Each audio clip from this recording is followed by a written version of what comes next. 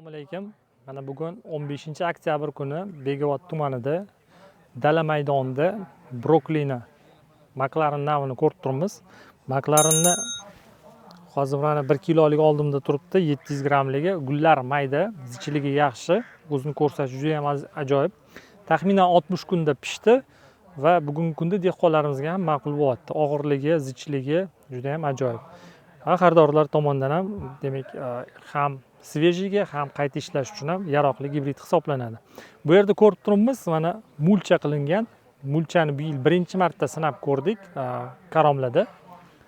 Asosiy demak yutug'i mulchani namlikni yaxshi saqlashi. Begona o'tlarni mana ko'rib turibsizlar, chiqmasligi va ularga demak ishlov berilmasligi orqali demak iqtisod qilishimiz.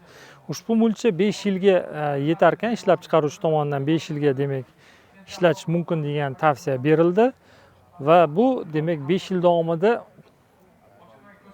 har ikkita sezonda ekin ekiladigan bo'lsa, taxminan 10 ta ekinni yetishtirish uchun yetadi deb hisoblaymiz.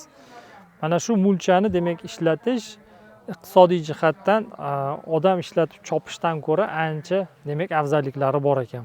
Undan tashqari tomchilab sug'orishda bilamiz, ariqdagi nisbatan suvni 2 barobar iqtisod qilinadi taxminan o'rtacha.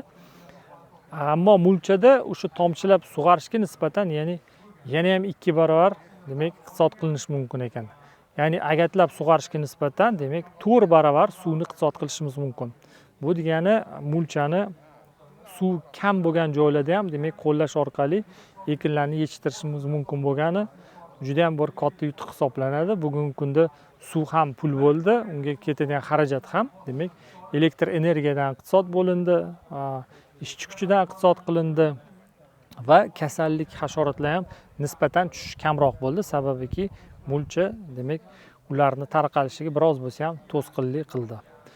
Ana shu texnologiyalarni siz ham qo'llang, bu qo'llashdan qo'rqmang, oz-ozdan boshlang. Biz ham juda katta joyda emas, taxminan 30 sotuvda bu ishni qildik va haqiqatda afzalligini fermerlarimiz ham o'zligi e'tirof etishdi.